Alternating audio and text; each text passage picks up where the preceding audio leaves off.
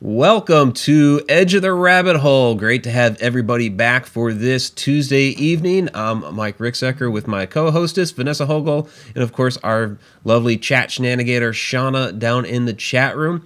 We have a very special guest with us tonight, Sasha Klanott, and she is a psychic. She is an author.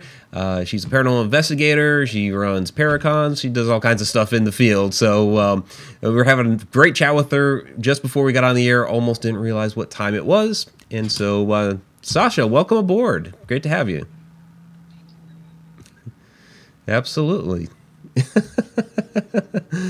So I know Vanessa is very happy to have you. And another thing we need to mention is you are also going to be at our ParaCon speaking in June. So that is going to be fantastic. So, and a lot of people, yeah, we're great to have you up for that. And because you're coming all the way from Louisiana for that. So it's going to be a bit of a hike for you. So we appreciate you making the trip.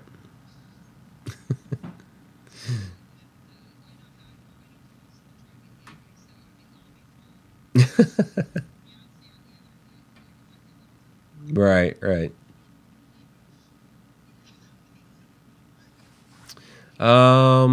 Interesting. They're saying that they only hear me. Uh-oh. Yep, they're saying they only hear me. So, okay, that's not good. I'll fix it.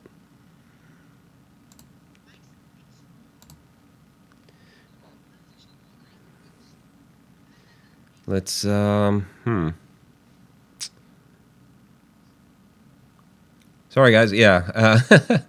They're telling me no sound from any of you guys. But they can hear me. So what in the world is going on?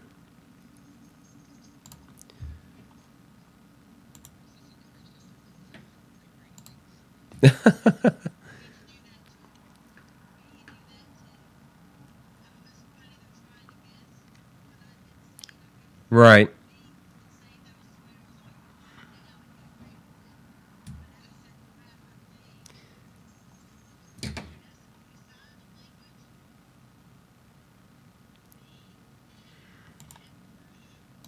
So let's... There you go.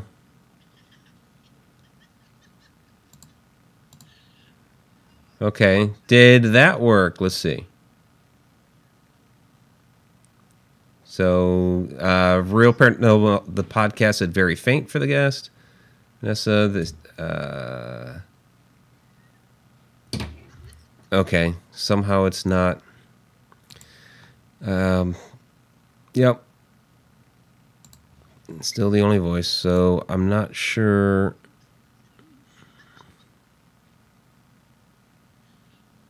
Try that one.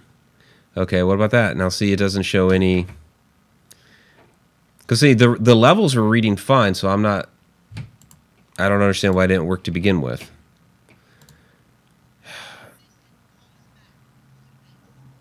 That's not it.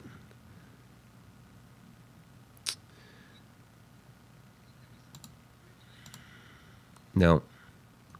Still can only hear me. You guys keep talking, and we'll get it figured out. So, sorry, everybody, on... Yeah.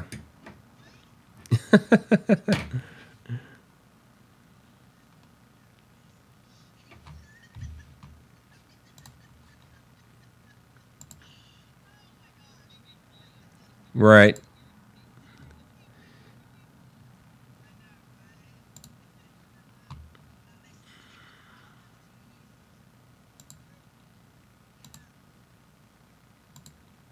Well, that makes it so I can't hear you guys.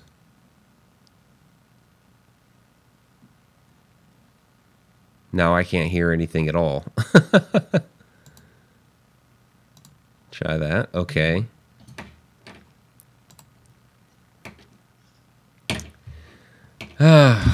Okay.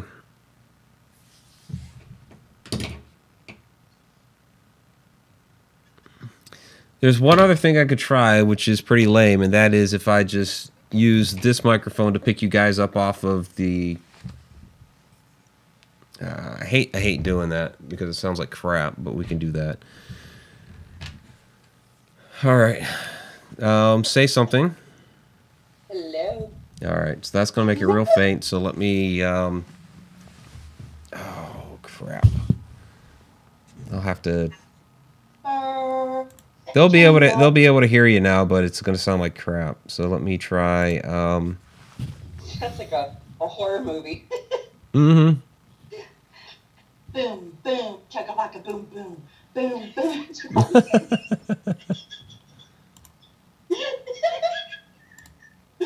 We'll go through there. I think she did this on purpose. Probably. Right, so she could be goofy.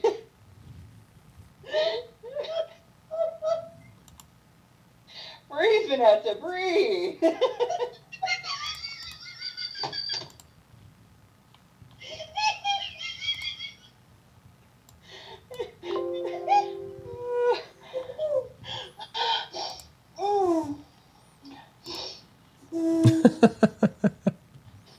Oh shit.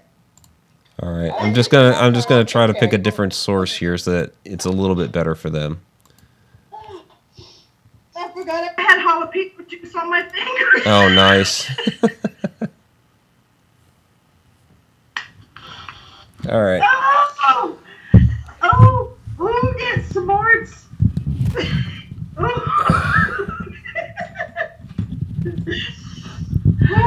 Give me an eye. I've got poison eye. Oh.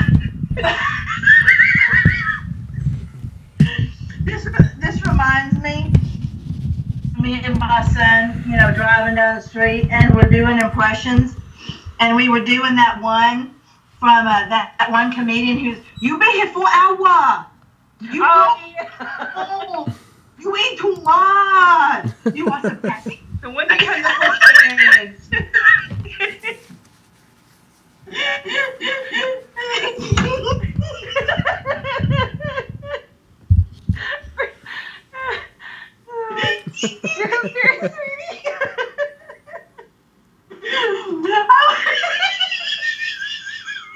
I would get up and go, but I don't have any pants. Put that on air, everybody. So welcome to the show, everyone. Everybody knows.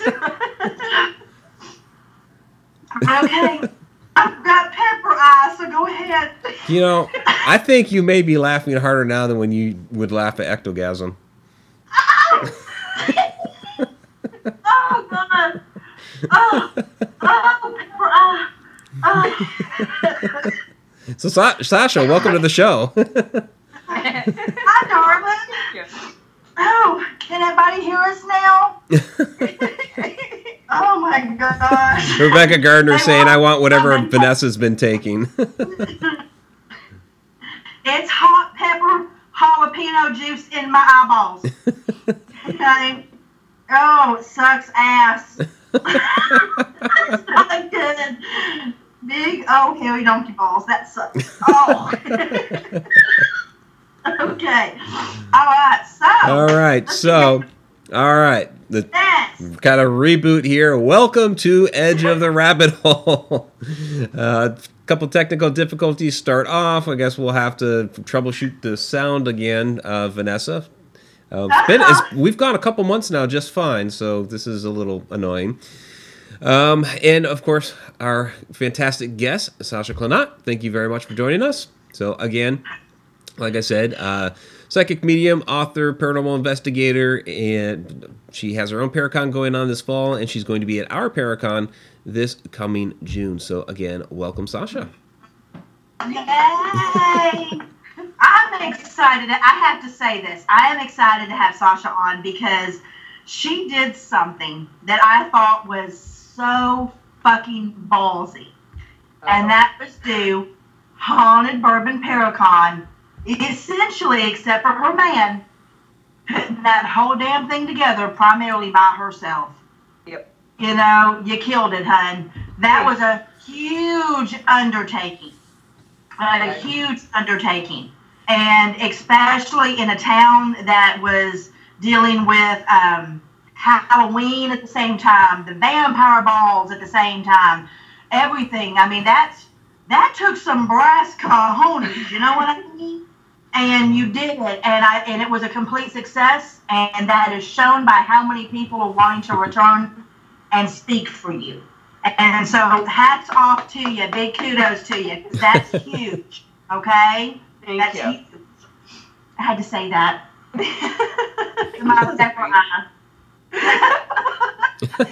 see, I thought it was just me making you cry. Always tears of joy, darling. Always tears of joy. Always. Oh, my goodness. Yes, Robert, vampires don't have balls, okay? I don't know why. I don't know. I can't go there. But it's Mike's right. We're going to have you at our ParaCon coming in June, and you're going to talk about your book, which is something that I don't think a lot of people discuss enough. No, not at all. It's really, really interesting. Let's go ahead and we'll pop up her book here. So, Liability of a Paranormal Team. That is something you definitely don't see or hear about very often. So, Sasha, tell us a little bit about this. Well, those that know me a little bit, I was in what's called Civil Air Patrol growing up, and I always learned about paperwork. I always really good at it. Crossed my I's, dot my T's, taught classes, and I was always kind of an entrepreneur at heart at the same time. And over time, liability became a soft spot for me. And then when I started networking in the field, we have all this people screwing us over here. Even though there's good people out there, we do hear the horror stories. And even just in the short amount of time that I've been networking, I mean, I've been in the field for a while, but just networking, I've noticed a big change in the field. And one of those things is I've had lots of people say, so-and-so took my evidence, or I wasn't prepared for this. And you start hearing about all these horror stories that teams in the field end up going through, yet nobody takes care of their team. And that was one of the things that I did. It was, I want to do this, but I want to make sure that I'm not going to get the short stick if something were to happen.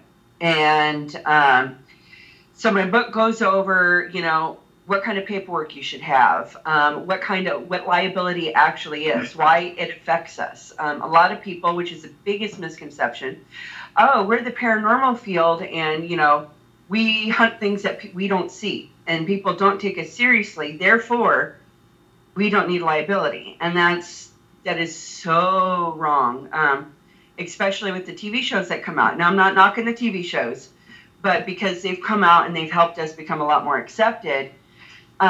We now have to hold our teams liable, just as if you were joining a sports team or, the chess club, something like that. It is no different. And a lot of people, are still under the illusion that nothing will happen to them. And so this book goes over a lot of the stuff that could happen and how to cover yourself. Now, let me give you two scenarios, because unfortunately I haven't had time to read it yet, but this has got my brain going, the little rat's on the wheel and it's running. Yeah. Two scenarios, and I'm wondering if this is kind of what you're talking about, when, especially for a private residence, when a homeowner brings somebody into their home, sorry, it's burning so bad, it's actually affecting the way I talk. Just donkey balls. I know, those donkey balls.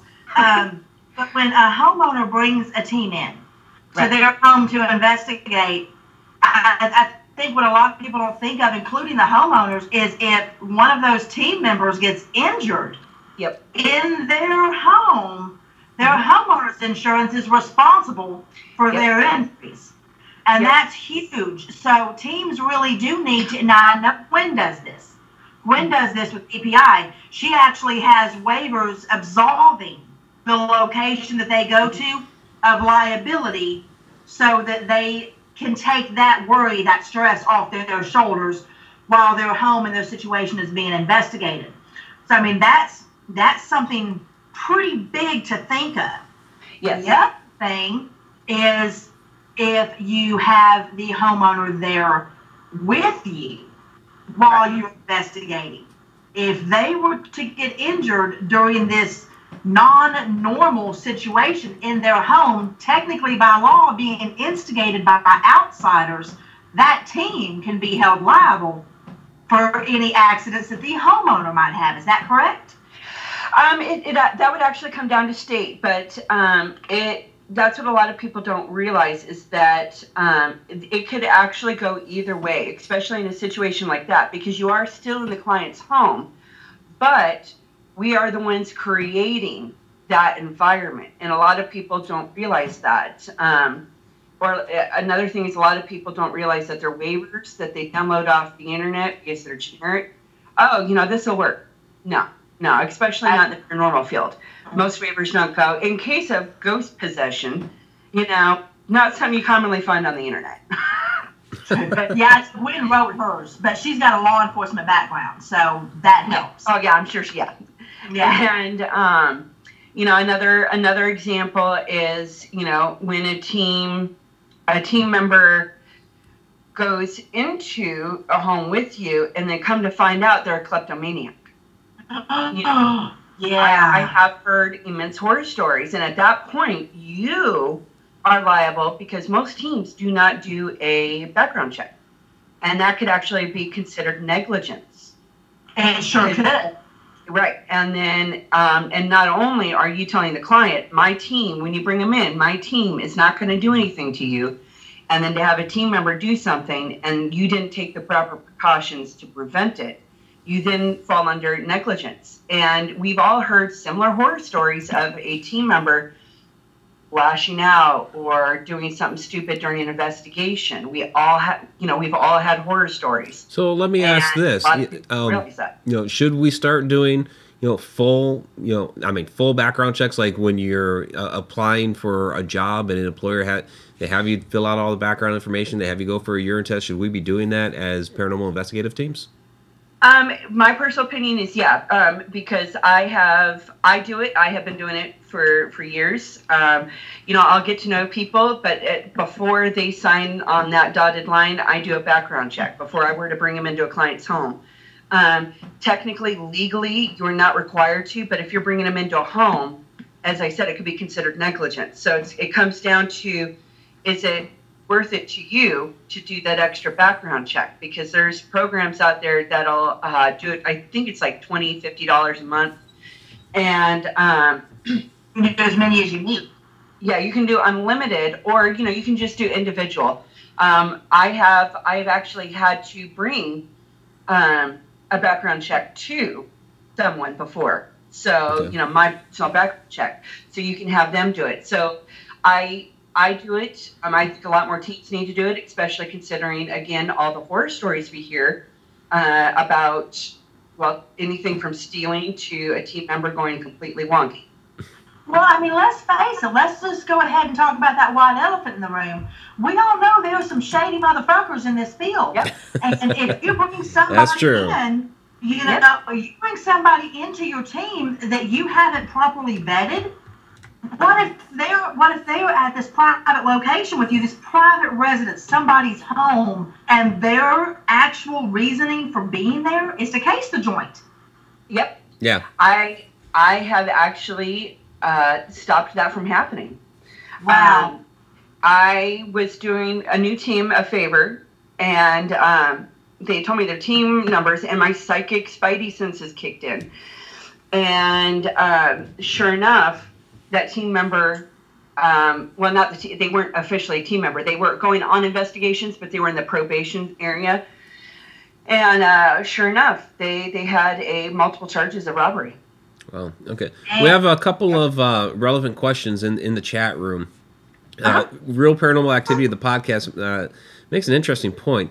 So we've all heard of things going missing due to a haunting and items reappearing days later. What if that happens while a team is investigating? So, basically something goes missing because the entity that's there likes to hide things around, but now the investigative team is being blamed.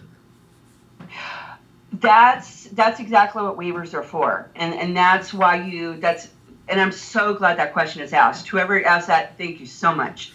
I actually just finished that part of my presentation for this year.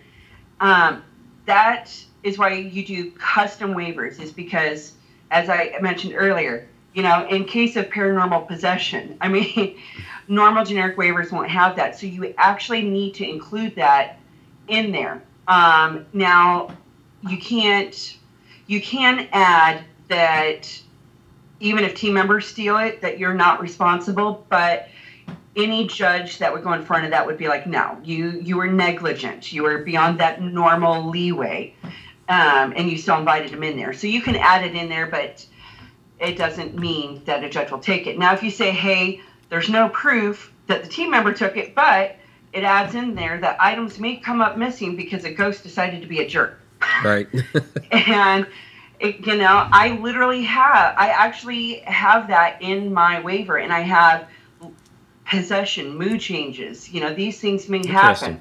Okay. I mean, it sounds silly. I mean, because obviously as paranormal investigators, we know that 99.999% of the time you go into a home, nobody's going to get possessed. I mean, we all know that. Right. But if you have to word these waivers in manners to where not only can the general public understand, but so that anybody that signs that waiver, you can say they understood those risks. And that's the biggest thing. If you don't put it in there, chances are, a judge is going to look at it and go, nope. Especially in our field, because we do have that negative aspect, and putting that in there gives that extra, no, we're responsible, this does happen, they knew this, there's, what else did you want me to do? Well, and people might think that this is kind of silly to think that this is an important thing, but what a lot of people aren't aware of is that in many states in the United States, it's against the law not to disclose paranormal activity if you're selling a home. Yeah. So if it's against the law to not disclose that type of activity in the selling process of a home, what makes it any different than covering your ass when you're investigating one? It all kind of ties together.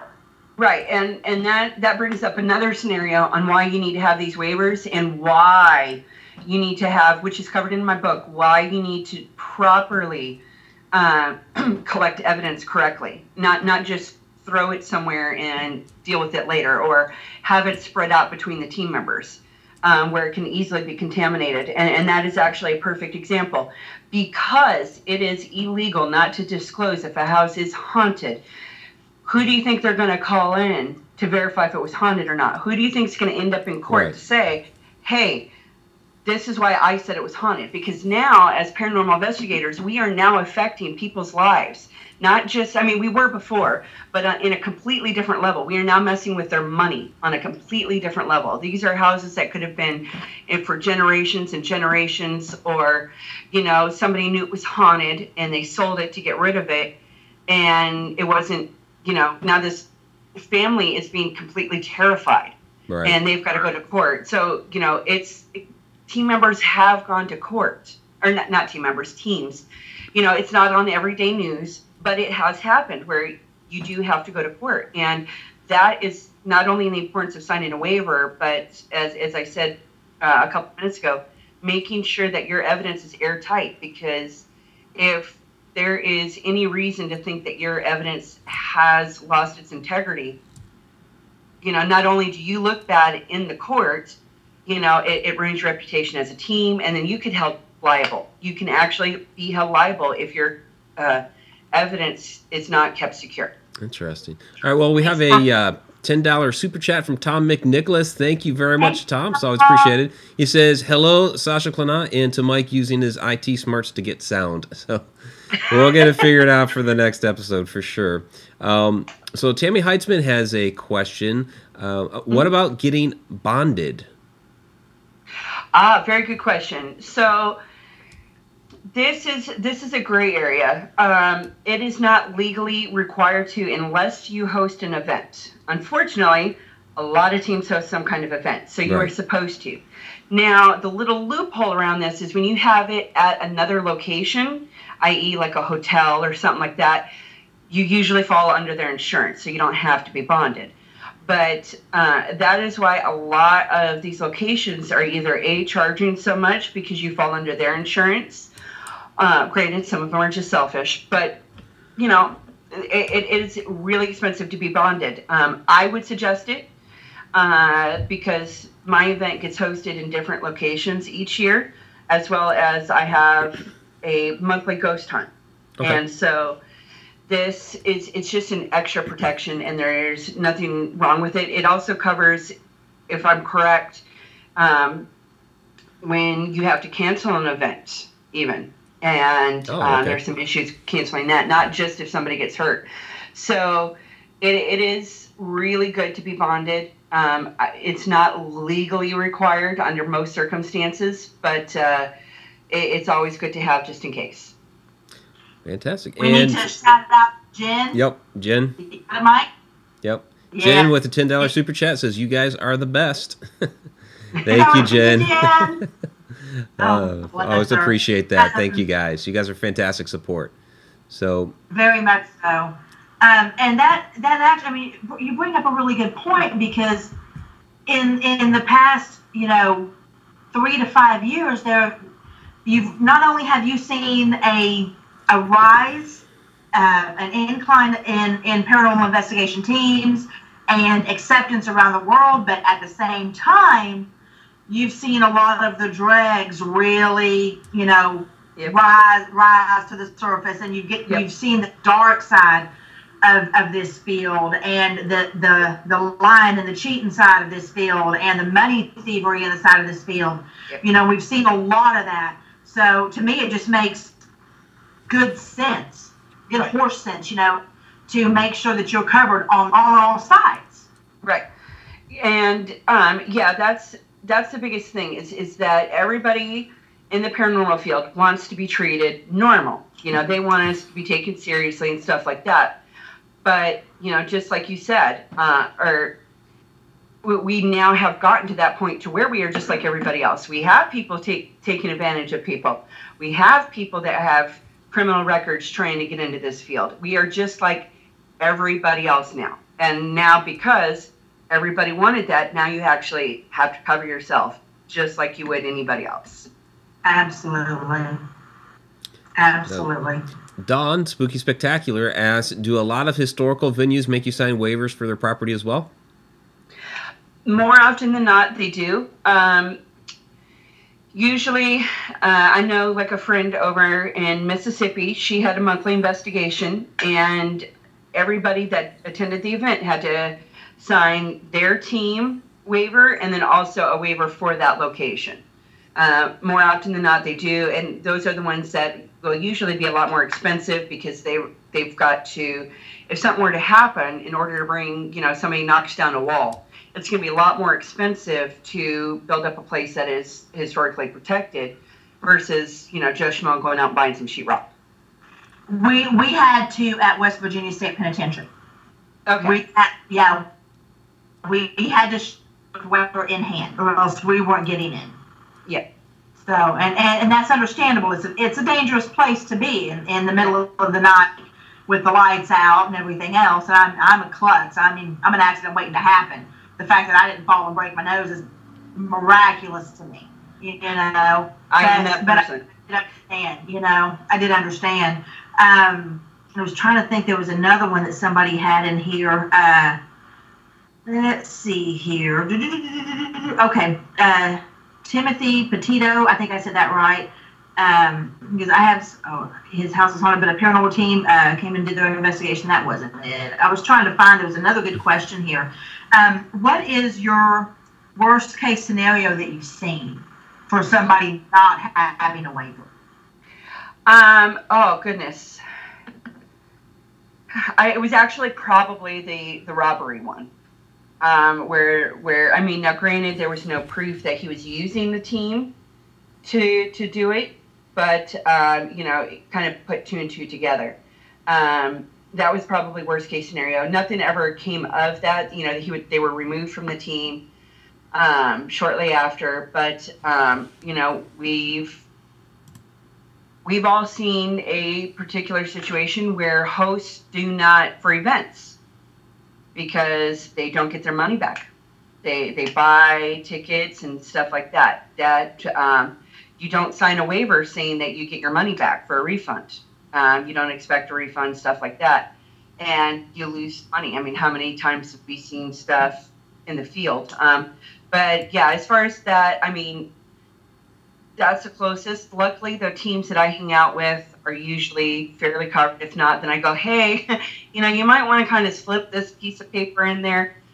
Most of the time, thankfully, the biggest issues, except for that one, is just a team member taking evidence and then turning it into their own. And I have seen them build up their paranormal career based on evidence that they got on another team, where the team did not have proper paperwork to say that that is our evidence, or at least shared evidence. Yeah, you're absolutely right there. Mike and I have used evidence from teams that I have worked with in the past, and you know, one of the people that is in the videos is no longer with that team, but credit's always given. You know, I mean, I even though I can't stand them, I mean, I make sure that if I've worked with somebody, credit's given. Right. I know Mike's laughing behind the thing over the film, but of course.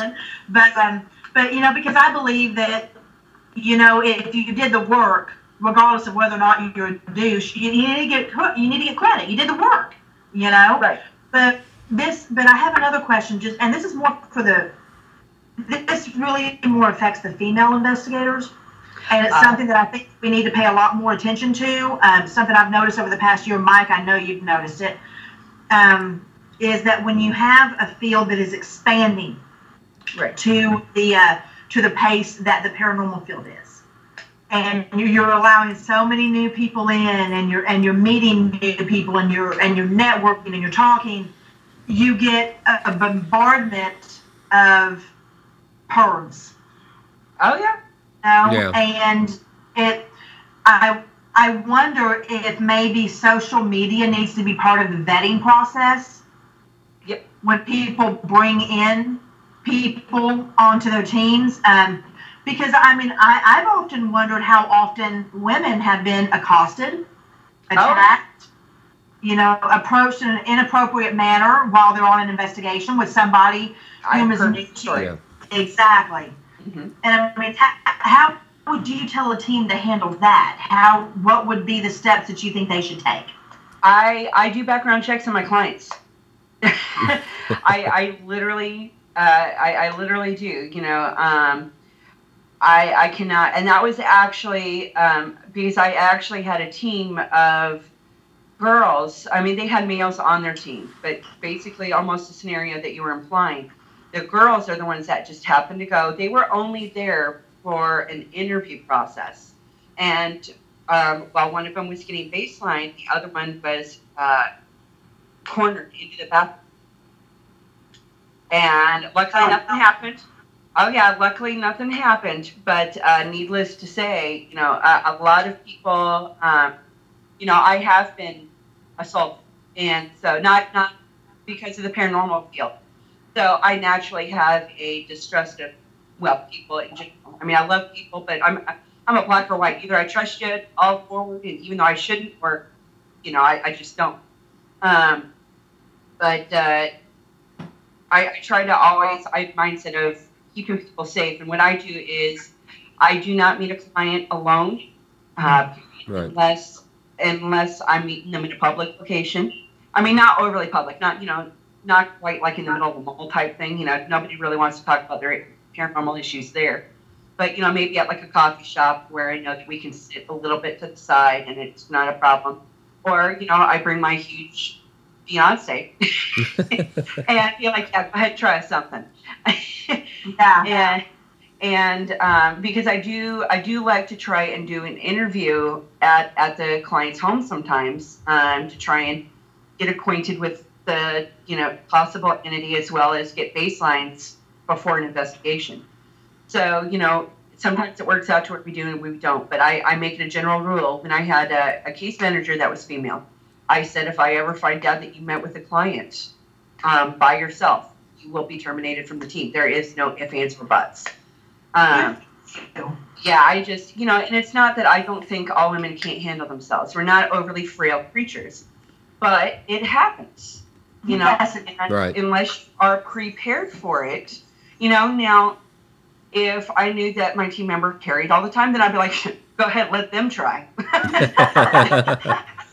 Well, I mean, let's just face it, because I'm in the same boat that you are. I have been assaulted as well multiple times, and I'm tough. I'm a tough old bitch, and there's very little I will take. But I'm 5'2". If the guy is 6 foot and outweighs me by 50 pounds, I can catch a kneecap. There's not much I can do, And when I've wondered how often that happens that we don't hear about. I can't remember the statistics, but again, people think that because we're in the paranormal field, we're different, and we're not. But it's usually quite a few more, because only a certain percentage ever says anything. And then when you've got a field like ours, where because we're new, we're always going after each other, you don't feel comfortable talking about it, even though it's something that needs to be said. Also paranormal convention safety. That's something that I speak about. If you're a female that goes to conventions, fine. But I have heard a couple stories of a male that goes to these paranormal conventions where, they do casual drinking, nothing bad, but they'll slip stuff into their women's drinks at paranormal conventions. This is a paranormal investigator, and I don't know if it's true, but, that was at the point to where I said this needs to be talked about, because, especially in New Orleans, tell me that we're not going to drink. Just try telling me one time. But, unfortunately, we're, as women, we still are big targets, and that's even at conventions. You still got to be safe. Most of the time you're fine, but it's always going to be that one time.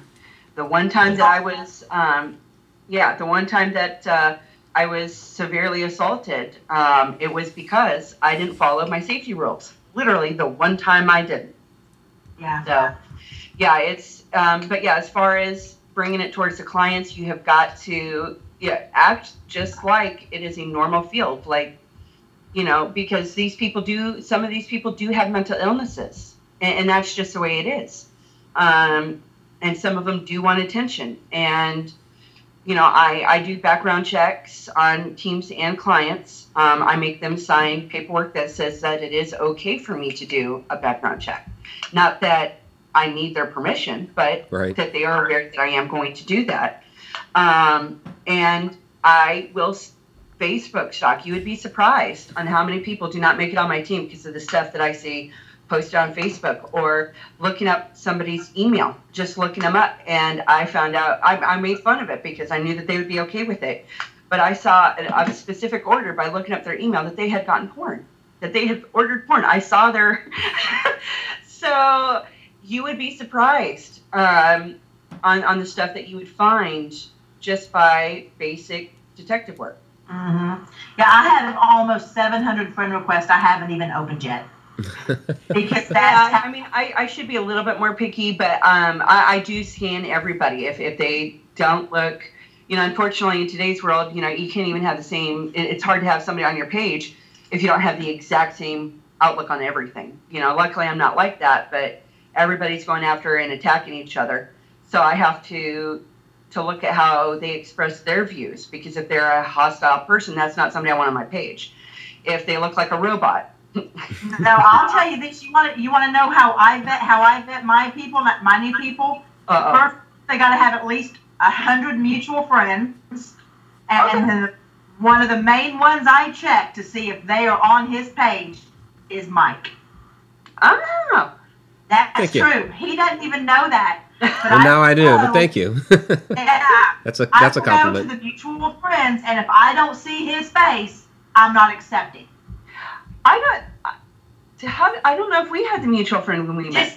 It's been in the last 2 weeks, because in all honesty, the last 50 I opened and accepted it that had less than 100 mutual friends, within 5 minutes I was getting dick pics and pornography. Yep. Oh, I've been having a bad case of that the last week. I'm like, really, guys? Really? You honestly think this works?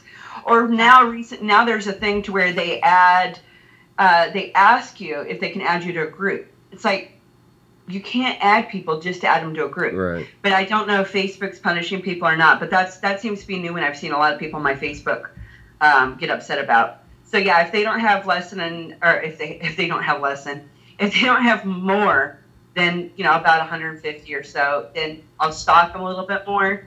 But usually I just pass them by. Oh yeah. Mike, there was a question. There's been a lot of questions. So you guys have had that's perfectly fine. You guys had a very good conversation going, necessary conversation. So I wasn't going to interrupt it. So I'm scrolled all the way back to where the question started. Rebecca Gardner asks, if a team claims to be nonprofit, can they be reported if they are profiting? Not only can you do that, you really should. I am actually, because my team is nonprofit, we are registered with the state. It does not take much to at least be registered with the state to be nonprofit. Federally, it's a little bit harder, but at least this way, I have people, especially with Haunted Bourbon, because I give 50% of my proceeds to the NOPD. I have people looking up to see if we are legitimately a nonprofit, and with the state, it registers that we are. I'm not tax exempt, but it at least gives us that status. I have to keep a serious different set of books, which kills me. But I'm a very firm believer. Call it self-righteous indignation, but I'm a firm believer if they are breaking the rules and stuff like that, they need to be reported. Yep. And a lot of people, some people just don't know, and that's something that I do cover in my book. Some people don't even know that the second that you have somebody else join your team, you are now either a business or an organization. And there isn't a way around that. It's not a group of friends, period. And that if you do not have the teamwork sign pieces of paper saying you do not own any part of this team, it is automatically assumed. Okay. So a lot of people don't know that either. So some people just don't know that you can't say that you're a nonprofit when you're not. And they don't realize how serious it actually is. Gotcha. That makes sense. Go ahead, Mike. No, I was just saying that made sense. It does. So you have one? I'm sorry. I'm just trying to. I can't remember who said this or not, whether it was Donna or Tammy. This was really important, I thought, because people don't think about this. Have you ever had or heard of somebody who investigated a private residence and the people came after you or anyone you know after the fact saying that you made the situation worse? Yeah, it was Dawn that said that. We all have. I think most of us have, and that's why you have those waivers. Now, nobody's done that to me. That's not true. They mentioned that I made it worse, but it was not in a hostile manner. So I have been lucky as far as that. But I sit there and I say, we will probably make it worse. I don't tell my clients maybe. I say that there's a very good chance that we will stir stuff up even more so. And I tell them that it doesn't always mean something bad, but to prepare for that before we come in, that they have to be okay with that. And I record my interviews. So not only do they sign a waiver, I record them acknowledging and explaining it. Very good idea. Yes. And we have the digital recorders, so why not use them? I have... it was to... Oops, sorry. Sorry.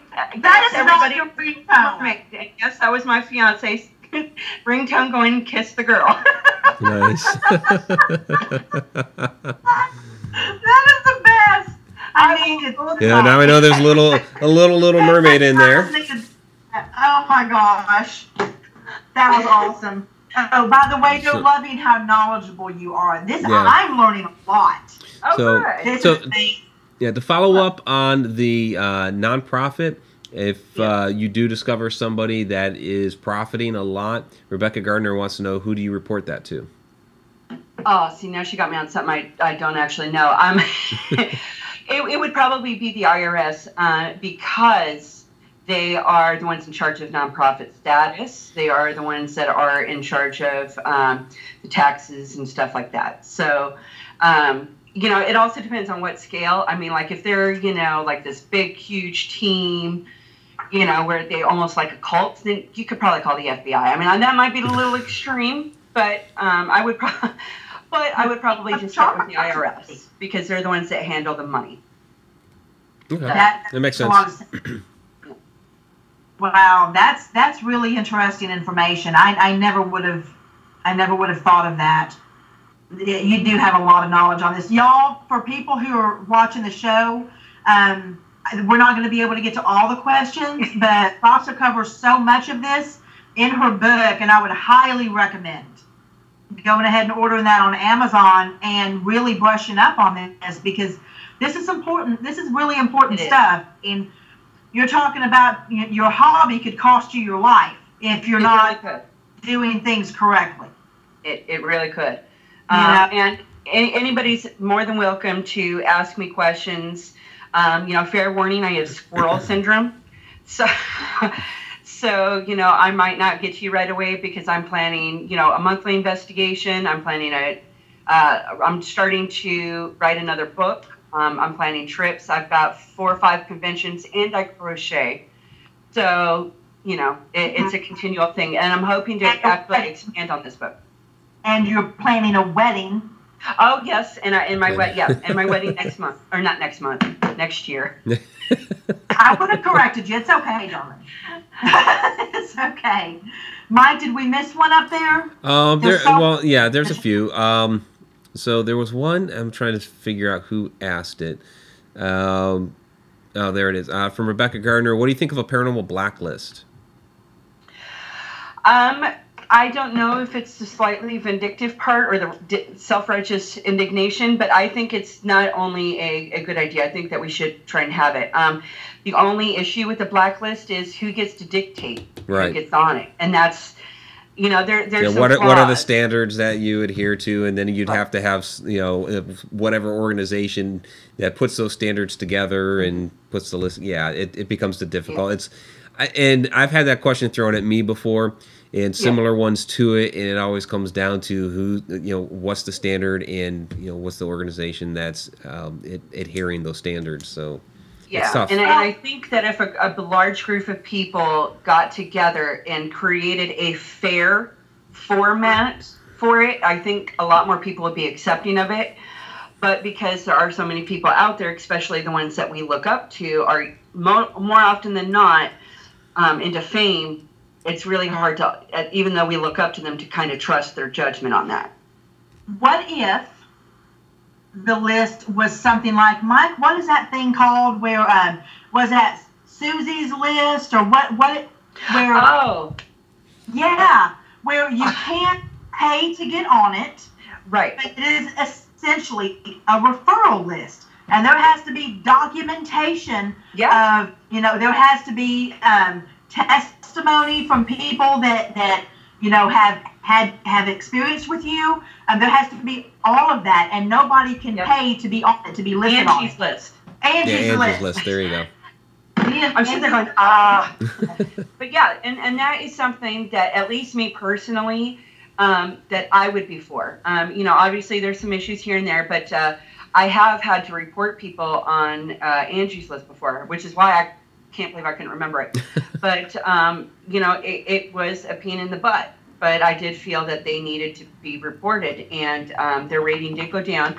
And I think they actually, not because of me, but shortly after, they actually got removed. Oh, wow. Because of there's such bad ratings. I just stopped seeing them up on Angie's list. So I'm not sure what happened. But, yeah, I think something like that, as long as it was fair, I think that a lot of people don't give these ideas enough credit. The only problem is that somebody has to take the initiative to actually be fair. Yeah. You know, we're always putting on other.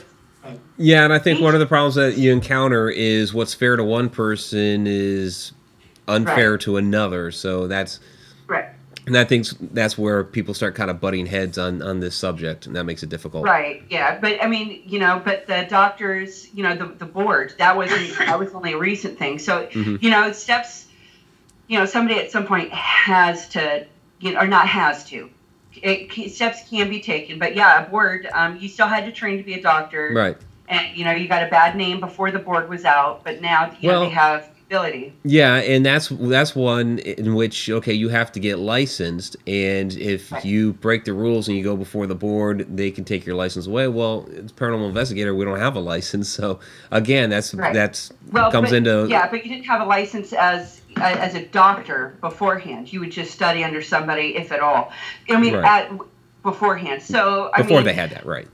Yeah, before they had that. So, we're kind of, if you look at it that way, we're not quite at that stage where you need licensing yet, but there are people who, do have licenses and stuff like that. So I think that we can start thinking about stuff like that, but, until everybody kind of gets their ego in check, we're just not quite there yet. I mean, even I'll admit I have a big ego.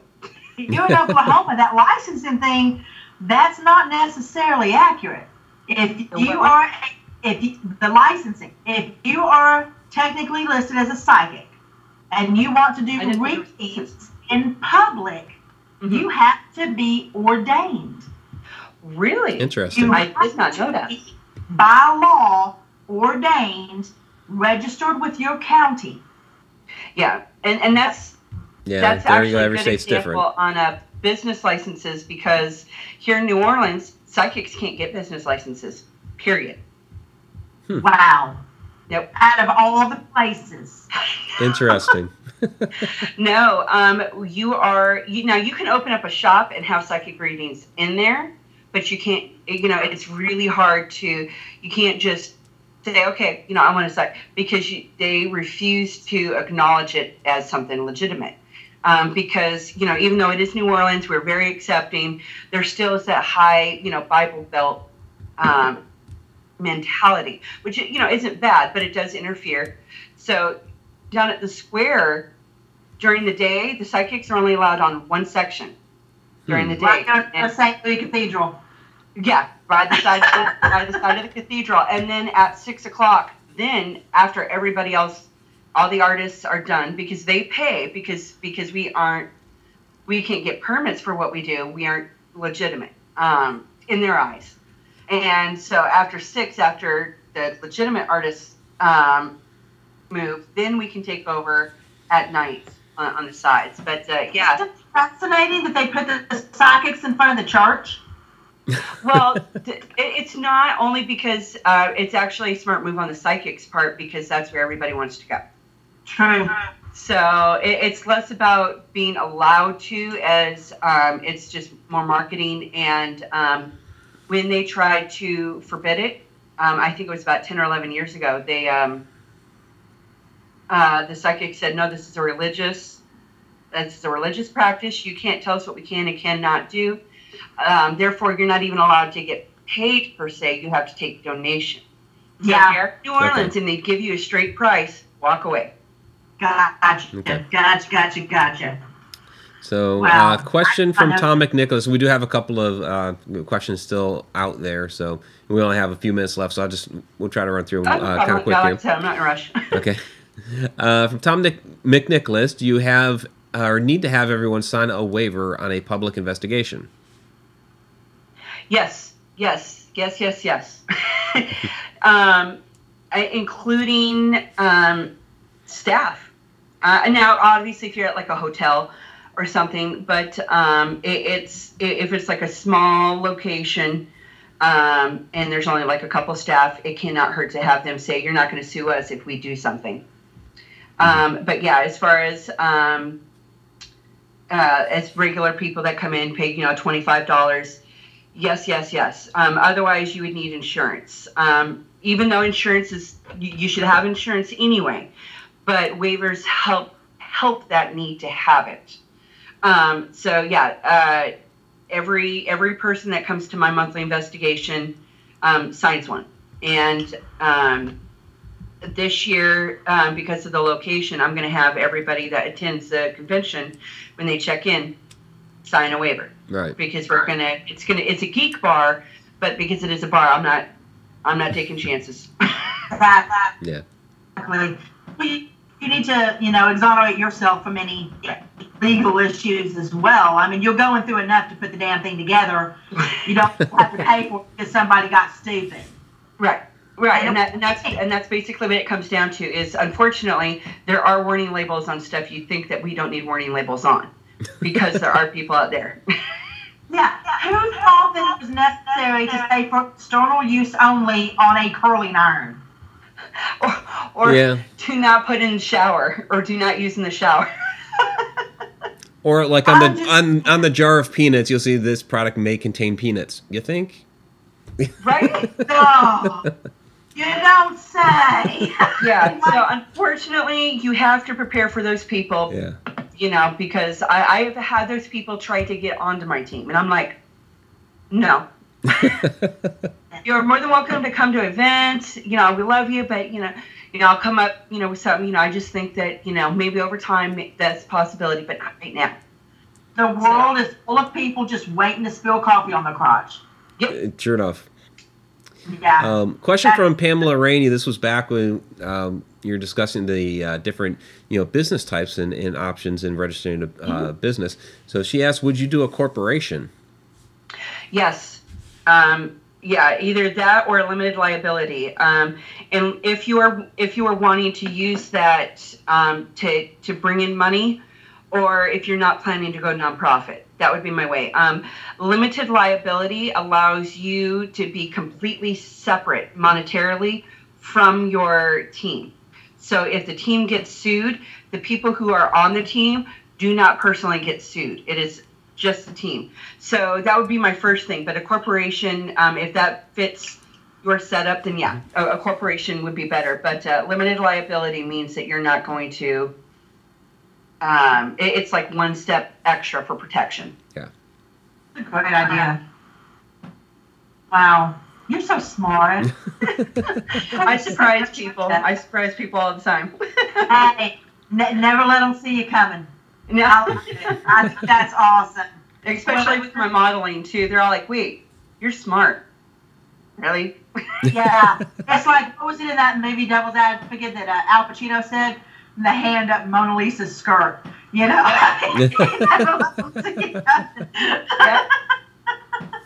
True story.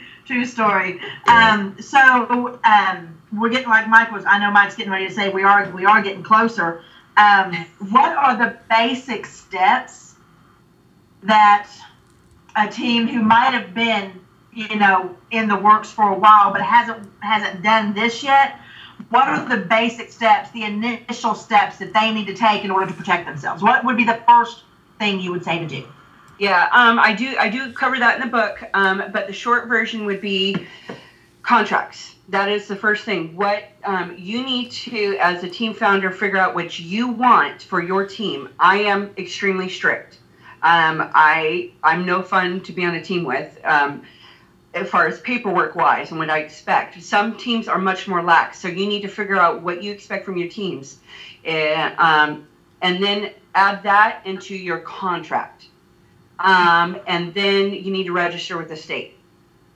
It's even if you're just going to be a regular team, and whatnot. But remember that you've got to make sure in that contract that your team members do not own your team. That is, like I mentioned earlier, it's overlooked. So in the contract, you do not own any part of this team. You're not entitled to any compensation, etc. And then register with the state so that anybody that does join the team, it is your team. Nobody can argue with that. They're not entitled to anything in case, you sell $500 or, something like that. Now, when you're doing something like this, let's say that you had everybody there all at once and everyone was signing everything. Do you need to have a notary public present? You don't. It's always a good idea to, though, because what the notary does... Step. Right. It is an extra step. Because the notary checks the driver's license. So they make sure that it is the person on that contract. And then they do ask, are you understanding everything in this contract? So, which is exactly what you need for a waiver. Okay. And so it's not over the top to ask for notary even for team contracts. It really isn't. I don't go that far because I'm hard enough on them. But I know that I cover myself enough to where I don't have to have them pay for that. But it's definitely not a bad idea at all. When I go over to Ireland and I'm doing these ghost stories of the local people in Ireland, do I need to have them sign a contract letting them know that yes, they'll be featured in the book, but there will be no financial compensation? Absolutely. I cannot stress to you enough. Not just because of that, but because it is international. Obviously the same laws may not apply, but if something were to happen, you have a piece of paper that says they were okay being filmed, they knew they were being filmed, and they knew that they weren't going to get any compensation from it. So even though it would become into some kind of international thing, you at least say that they comprehended, that they knew that they weren't going to get any compensation for it. Can you hook me up? Can you send me something? I absolutely can. I have a waiver for that. I'm sure Sasha has a waiver for everything. Yeah, it's in order to join my team, you sign 8 pieces of paper. Oh wow. That's okay. So everybody's wondering where they can find your book. On Amazon, actually. You can get it on Amazon, Liability of a Paranormal Team. Technically, it got its own Facebook page, but I don't think I've even posted on that Facebook page in like a year. I can give you the link personally if you add me on Facebook. My name is Sasha Klanott. I think it's on the information. Just let me know that you saw me on the radio show in case we don't have 100 or more mutual friends. But yeah, you should just be able to type in Liability of a Paranormal Team and find it. Okay. I think this is brilliant. I'm so glad you were on. I've learned so much. Yeah. And if you want to see Sasha talk about this in person, you can come see her June 9th at the Haunted Road Media ParaCon in Alton, Illinois at Mineral Springs Hotel. So I'm looking forward to that. We're going to give you big hugs. Big hugs. Oh, I'm excited. I can't wait. And bring your books for those who do get to come. Yes, absolutely bring your books. Yeah, please, because I want one. Absolutely.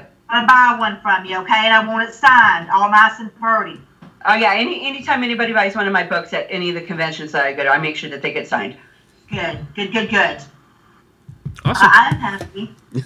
Well, thanks so much for coming on, Sasha. I mean, it was a lot of great information, and it definitely stirred up some great conversation within the chat as well. So I think we all learned something tonight. Absolutely. And unfortunately, it's never a topic that you can fit into one show. Yeah. True. Yeah. So we'll have to bring you back sometime.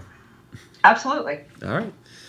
All right, everybody. So stay tuned because we have Inside the Upside Down coming up next. As soon as I switch everything out, we're going to be talking about supernatural DNA. So a little bit of a different topic, but Very cool. That'll be coming up a little bit before the hour. Just like I said, as soon as I get everything switched out. Thank you again, Sasha. I really do appreciate it. So go check out our book. And Shoutouts. Yes, we do have to do shout-outs. I almost forgot. I haven't forgotten in like a year. You're tired, Mike. It's true. That's true. I've had a long, I think, week. Meaning last 7 days. Pamela Rainey. It is her birthday today. So everybody say happy birthday Happy to birthday, Pamela. Pamela. It's Vanessa's birthday tomorrow. Yeah, I'm going to be 46 tomorrow. Got me. You don't look it. Yeah, I feel it tonight. But that's okay. All right, Mike, I told her happy birthday. All right, there we go. So happy birthday, Pamela. And, okay, we'll start with Shana. I know she was kind of in and out. She hasn't been feeling very well tonight. So I hope she gets better. Positive energy out to Shana, our chat Shananigator. So let's get into the shout-outs. Of course, there's Pamela. Beat 3 Airspace, thank you very much. One of our Deep Down the Rabbit Hole Patreon patrons. Katie Palmer, thank you very much again. Claire G, thank you. Tammy Heitzman. Rebecca Gardner, thank you for all the questions. Fran Molino.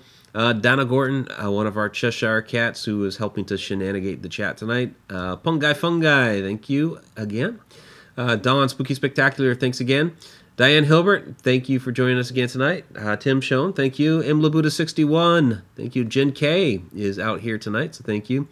Real Paranormal Activity, the podcast, thank you for the questions. Robert White, thanks for joining us across the Big Lake.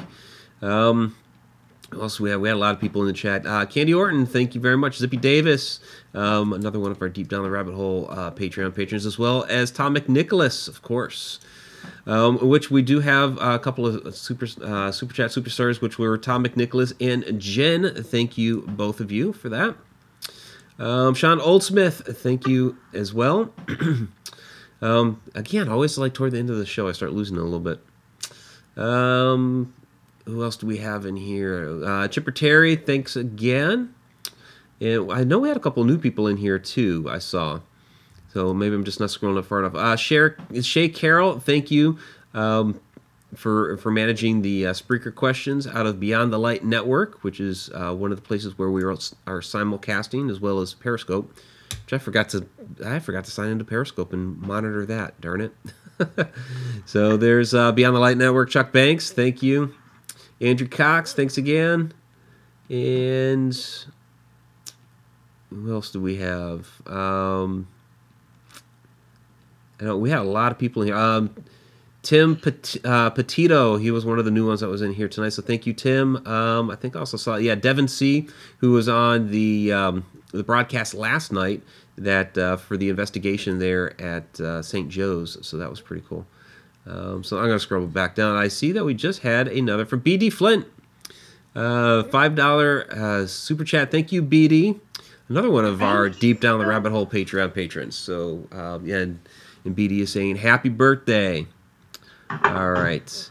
I guess we're going to go ahead and wrap it up. So if we missed you, as far as the shout-outs go, of course, it was not intentional. Just a lot of people in chat tonight, which we greatly appreciate.